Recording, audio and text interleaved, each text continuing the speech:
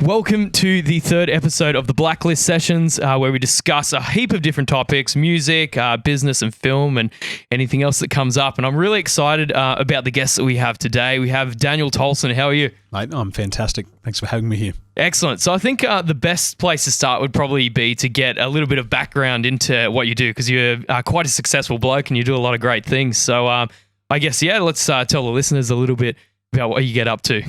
Well, I definitely didn't start with any unfair advantages. I went through school, and by the time I got to first and second grade, I realised that I was just dropping behind everybody else. I was sitting in the classroom and I'd look at the teacher writing on the board, and I couldn't make sense of anything on the board. And then I'd start to write down words into the paper. But what was on the board and what was on the paper were two totally different things. And then I'd read out what was on my paper, and all the kids would laugh. And so I knew that there was something wrong with me, but people hadn't picked it up. So from about third grade, I started to go into remedial therapy. And I'd sit in this special room, and they'd hang a tennis ball from the roof down here, and they'd swing it around the room. And I had to watch it with my eyes going around the room.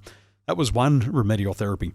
Another remedial therapy, I had to draw this figure 8, and I had no idea why I'm drawing this figure 8, but it was to realign the hemispheres of the brain. So my left and right brain weren't communicating correctly. So throughout school, I just struggled. I was always kicked out of class. And then by the time I got into high school, I said, this is enough. And I ended up getting Epstein-Barr virus and chronic fatigue. So I dropped out of school, no high school education, and never went back. Wow. So there's no unfair advantages there. But I have learned over the years, especially once I got to age 28, I realised that my life was going to get no better. Mm-hmm. And I had to learn how to learn again. So I signed up for university, and I lasted one semester. I couldn't get past the examinations, and I dropped out. Yep. And I took a job controlling traffic, and I held a stop slow sign on the side of the street controlling traffic. And then I knew I was in big trouble. Yeah, well, that's it. I mean, university, hey? I don't think it really is the be-all and end-all that it really used to be, because it's pretty clear that there's so many routes that you can take to get success these days. Mm. So I guess, from there you worked out, man, I've got to do something. So I'm in trouble. what was the next step after that? Well, I had a girlfriend at the time, just before that, and she was cabin crew with Emirates Airline. And I looked at her job and I said to myself, that's what I could do.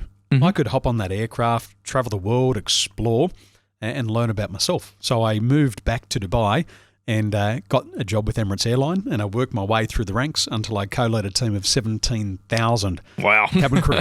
And that's when my life really started to turn around, from 2008 onwards. Mm-hmm. Yeah, so what is it that you think you learnt the most during that transition period when you were working in the cabin crew? What was it that really gave you the skills to create that shift in your life? Well, the first thing was when I was in the training college. So it was September 2008, and I kept failing my exams. Mm-hmm. And I was studying hard, but I was failing. And what had happened with Emirates Airline was you needed to get an 80% pass mark to get your license. But I would get 79, and then I'd have to reset, and then the pass mark would go up to 85. And then I'd redo the exam, and then I'd get 90 points. And I'm thinking, what is wrong with me? And so I'd have to go back and I'd explain this story. I had learning disabilities. I didn't do this. I didn't do that. Then I realised I was just telling myself bullshit stories. Mm-hmm. I was making up all these reasons why I couldn't have success and other people could. And that's when I realised that I had to get my shit together. Yep. Yeah, no, that makes sense. That's great. So what was the next step after that? So you realized that you really need to get it all together, and then did you start your own business from there, or? Well, in 2008, I realized that I had to learn how to learn. Yep. And I quickly learned that actually at school there wasn't anything wrong with me. The problem was that the teachers, the way that they were taught, they only had one way to teach. I always thought I had a learning disability, but I figured out that the teachers had teaching disabilities and they just couldn't teach me the way I needed to. So I'd learned neuroscience, I'd learned about emotional intelligence, I'd learned about cognitive behavioural therapy, and I figured out how to learn. And since 2008, I've read more than 1,000 books. I've written 17 of my own. I've created hundreds of videos, and I just love to learn. because I figured out how I learn. So that really started to change everything. And I realized that I couldn't get any further in life with the knowledge that I had. Yep. So I had to learn how to learn. And that's when I was becoming very successful in my professional career. Mm-hmm. Albeit I had great success in business before and in sports, I'd never had it in a career. Yep. So I got excited. I set goals. I got clear on where I wanted to go. And then again, it all fell in a heap. Yeah. Sometimes it certainly does. But yeah, I think you're right because I've got a Bachelor of Education from uni, and it's so true. Like you see so many teachers that are trying to teach a certain way. These kids aren't learning, and I would hear it from kids all the time. They're just like, no, I just can't get it. So I think having that ability as a teacher to be able to, explain it like 7 different ways was something that I knew was really helpful for myself. Like when I was teaching kids and stuff like that. And I guess it's probably a really helpful skill, like even within sales too, to be able to explain something in a different way and portray something in a different light. I learned guitar when I was younger. Yeah. And I was classically trained, and my mother used to send me for singing lessons because she wanted me to be a boy soprano. Mm-hmm. And I remember getting in trouble all the time. And I'd come home and I'd play these songs like Danny Boy and all these other ones, and I'd keep making the same mistake. And Mum would get really frustrated. And one day she went and smashed the guitar because I just kept making the same mistake. Mm-hmm. But what had happened was I had learned a mistake and nobody corrected me. So I successfully continued to make the mistake until everybody else got really upset. So we have to learn differently. I'm somebody that if you show me how to do it, I'll learn straight away. But if you're telling me about it, I'll never learn it. So education has to change. And I went and learned Chinese because I live in Taiwan. And I thought I better speak the language. And I said to my teacher, could you please take me down the street, show me how to order food, show me how to catch a taxi? And she said, oh, we don't do that. And I said, well, that's how I learn. If you can't show me how to do this, I'll never learn it. And so I stayed there for a full semester and I didn't learn anything. I've learned more from my 6-year-old daughter and my 2-year-old son. Yeah, that's it. Tactile, I find for myself is a really good way of learning things. But it's so true, like the guitar thing, like, because it really is all neural programming, to be honest. Whenever I've had guitar students in the past and we'll be sitting down and we'll be playing scales, it's never about the speed. It's about the muscle memory and just getting that absolutely perfect. And then the byproduct is speed. You'll get faster over time and can play whatever you like, but it's just getting those pathways in the brain that are, I guess what you're really looking to get, looking for success. So yeah, that's really good. So after that, let's go forward into the future now. So now you're in a great company that you've started. Did you want to tell everyone a little bit more about that? Absolutely. My wife had an accident on board an aircraft in about 2010, and she fell over and she fractured her knee in 5 places. Wow. So she was in and out of surgery for 2.5 years, and then as it was coming towards the end of the surgeries, she fell pregnant. And once she fell pregnant, she lost a job, and we're living in Dubai. So I had used up all of my holidays, and I wasn't going to be able to see my daughter for her birth. So the company said to me, Daniel, you've run out of holidays. You're going to have to resign and then reapply for your job. Wow. Or you can run the risk of missing out on the birth of your daughter. So I left a career that I'd just become very successful in to start again. And when I started my business, I just didn't know enough about business. And all of the money that I'd saved in Australia after I sold a house sat in my bank account, and I spent it all on trying to build my business in the first year. And by the end of 2013, I couldn't afford to live in Taiwan anymore. And I flew back into Australia. And the reason why I came back to Australia was to go on Centrelink. Because I'd spent all of my money. And what I'd learned afterwards that the reason why 80% of businesses fail in the first year is because of management incompetence. They don't know enough. And I was one of those people. So out of necessity, I said to myself, I have to learn how to run a business. I have to learn how to sell really well. I have to learn how to sell an intangible versus a tangible. So I started my own business. And it was out of the necessity of learning how to be successful. Yeah, I think that's a really good point that I've noticed a lot. There's a lot of familiar threads that I see. And one of those things is there always seems to be like a pinch point, like a crunch point where there's something that's really important that forces people to make those decisions that really change their life. So yeah, that's the first thing.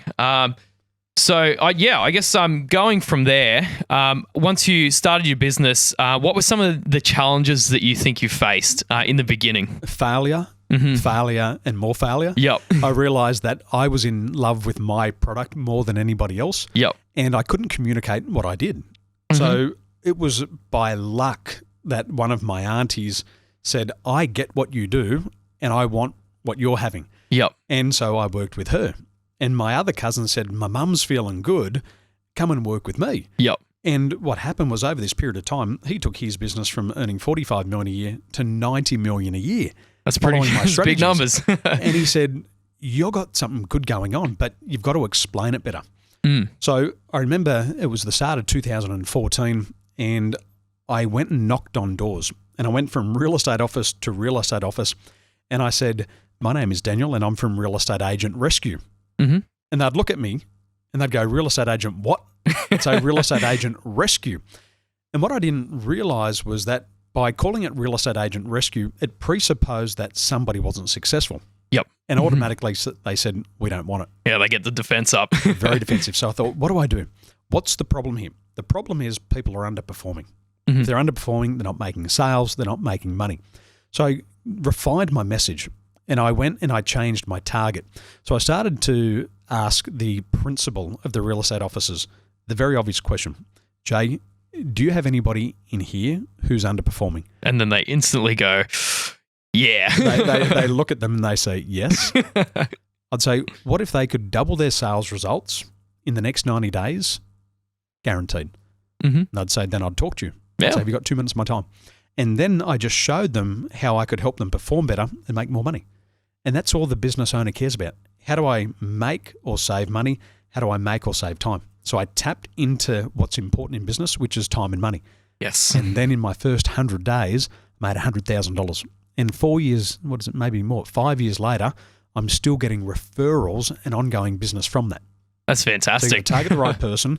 You got to make sure that they want and can understand what you're selling. If you can't do that, you'll never succeed. Yeah, that's 100% right. Yeah, I guess the way my business kind of started, it's a very similar thing: time and money and a problem. You know, because a lot of folks within the country music industry, because the margins on music, especially as you're starting, can be quite low. So a lot of these folks were really struggling to have the money for videos, and the video market was very, very expensive. And got to a point with myself where I was like, I just can't afford to keep dropping all this cash on these videos and not seeing the return. So same thing, like I spent some time learning and just teaching myself how to handle all the video equipment and starting to get good at that, and then got it to a point where I was like, okay, well, I can do mine. I'm going to solve my problem, and hopefully that will solve everyone else's problem too. And it just took off within a couple of years, and it just really seemed to hit the nail. And I think you know when you get it right. Well, people look at you and they say, what are you smoking? Give me some. and we've been there in our business. Is I know that people have to look at me and say, is this working for you? And if it's not working for me, they'll never talk to me. Yep. And as I mentioned before, my brother and I, we had our own video production company, and we had to position ourselves. The problem wasn't that it's not that we weren't skilled. We were the top writers in the country, but we were just the world's best kept secret. Yep. We had all of this talent, but nobody could see us.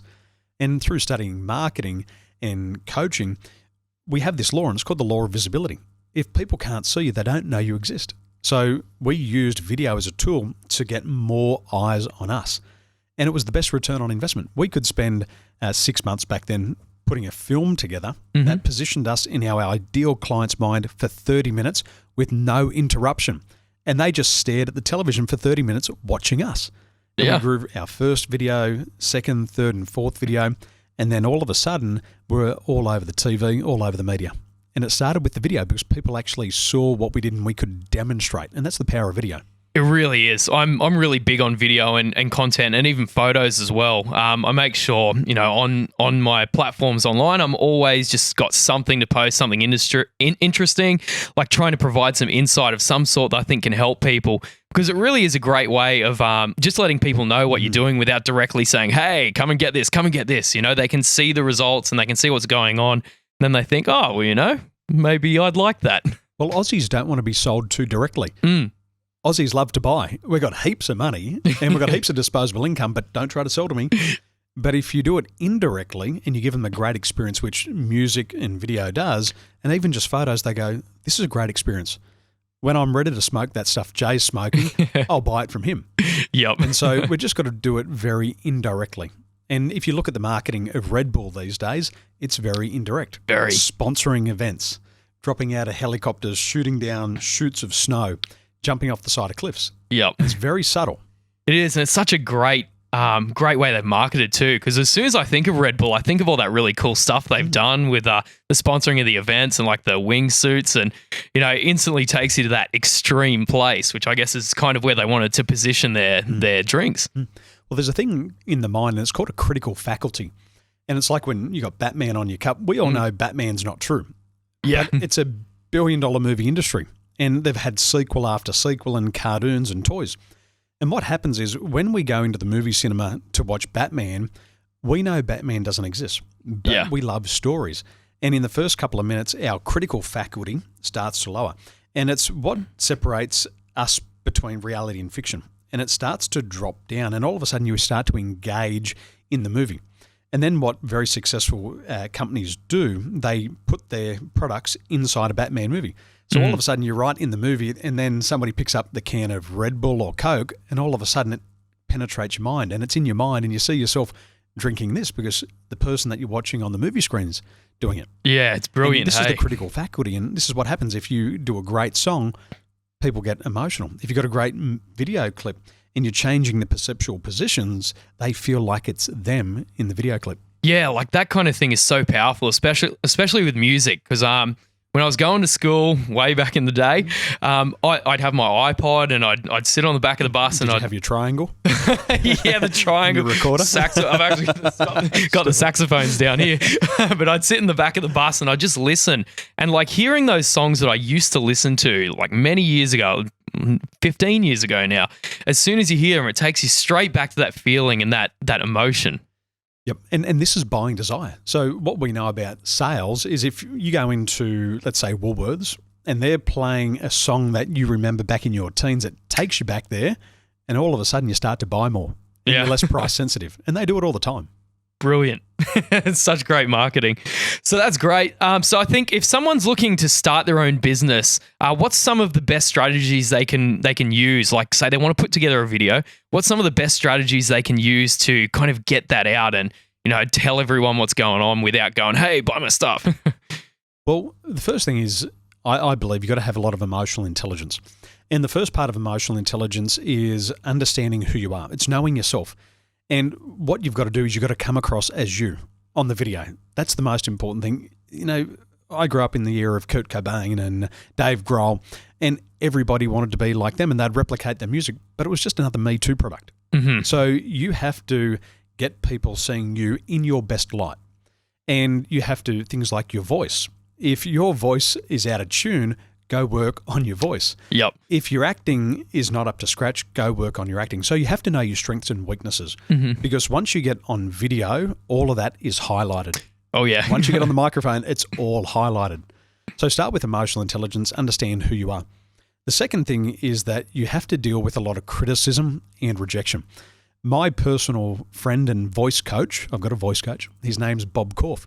He played Jesus in Jesus Christ Superstar 1,000 times on Broadway. And what we know about Broadway musicals is the majority of them aren't successful.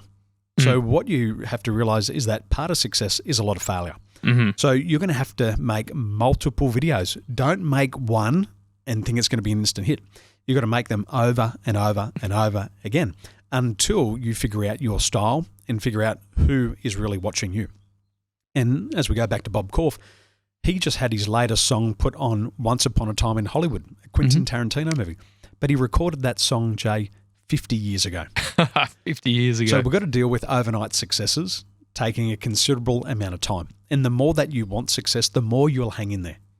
Yeah, well, I guess it comes back to that pinch point, if you're forced and you've really got that thing in your mind that's pushing you. I just see it come up again and again, like with Eddie Hall is a really great powerlifter. He won the strongman for a couple of years, and his process was always the same. When he was going for a really big lift, like he thought of some really dark thoughts to the point where he had to do this lift, otherwise something terrible was going to happen. And that was one of the things that led him to lift 500 kilos in a deadlift, and he's the only person ever to do it. It's just amazing, like, how powerful the mind is. It takes about 95% of your mental energy just to begin. Mm. And there's not a lot of competition out there, ladies and gentlemen. There's not a lot, because a lot of people never begin. I know from research, and we've done this for 20 years, is that the average person gives up on their goals before the very first attempt. They don't even try. Yeah. So this is where you've got to regulate your emotions. You've got to be very clear on what you want, and you have to be prepared for failure.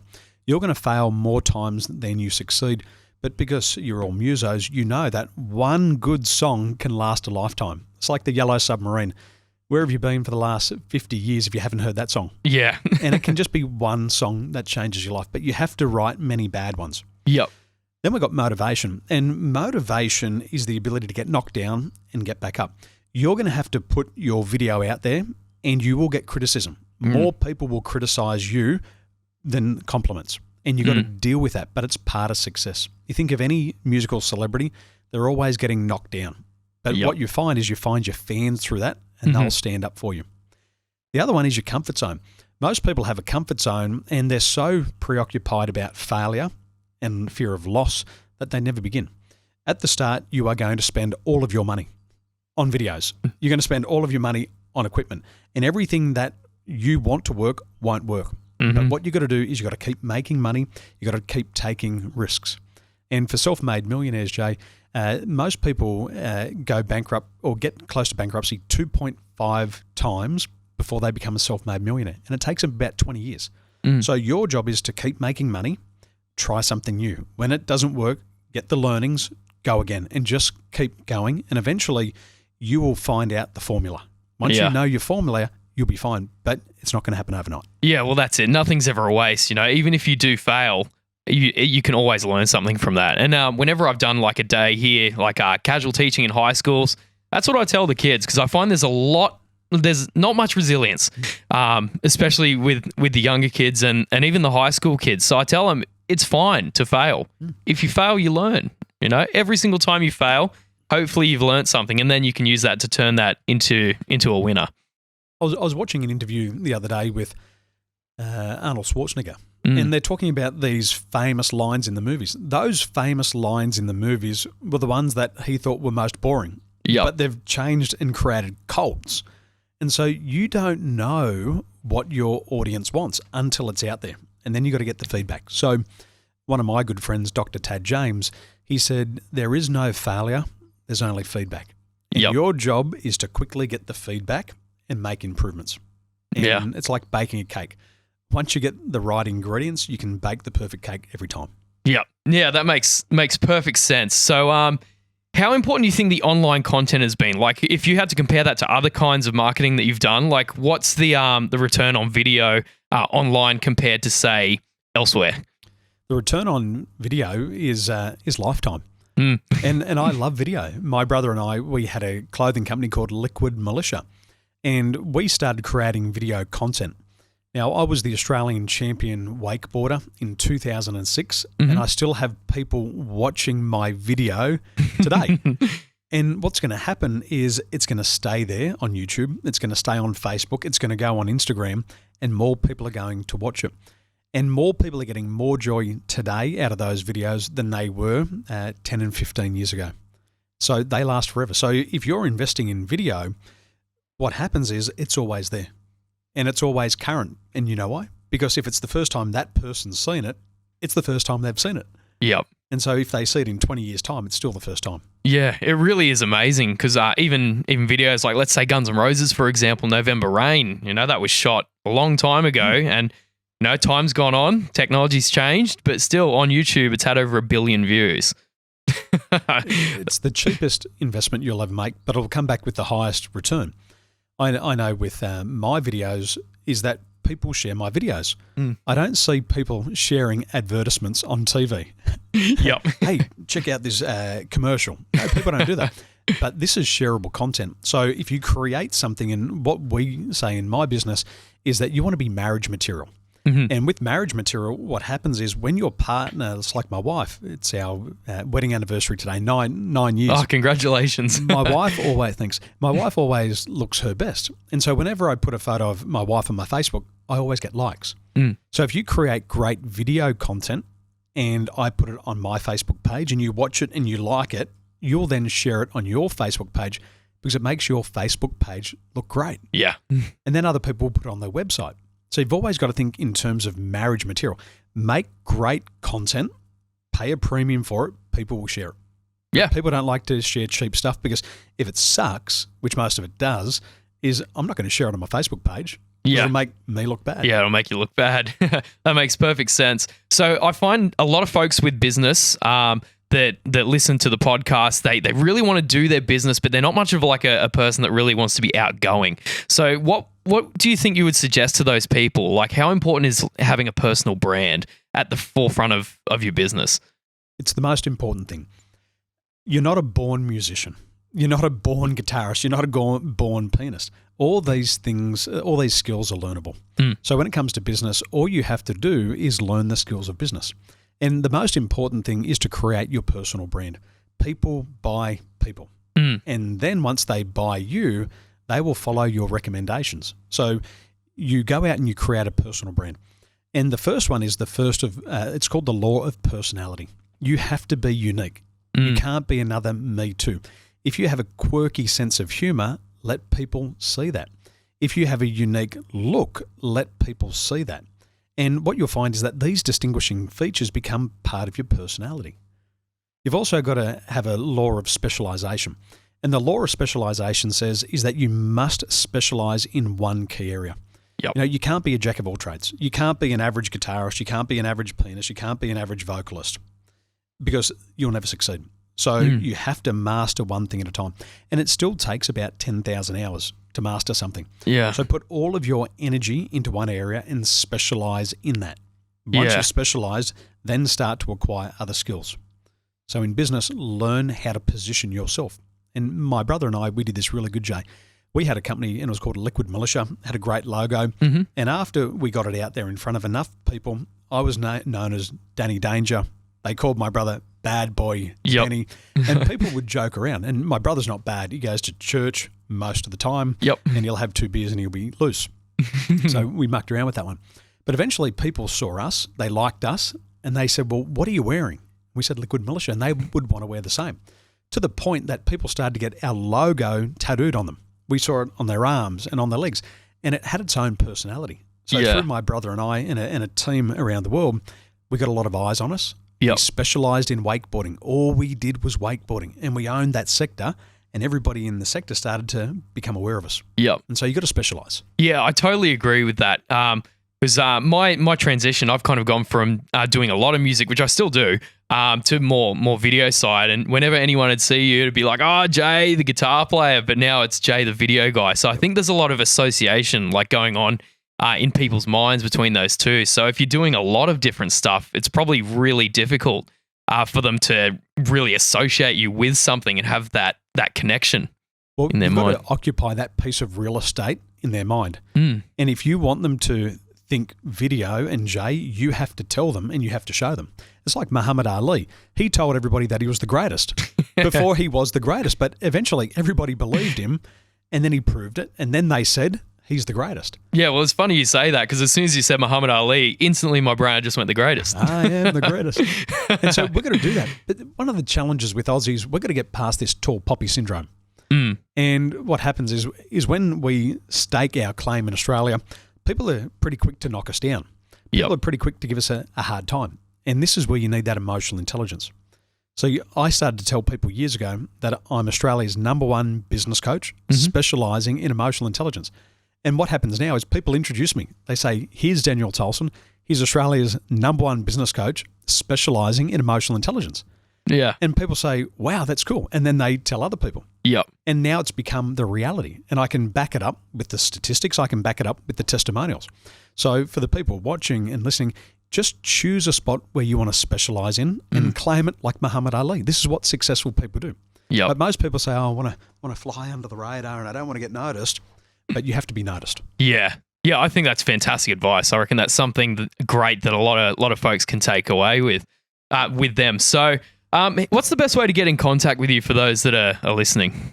Best way to get in contact with me, go to my website, www.danieltolson.com, and there's a bunch of free resources on there.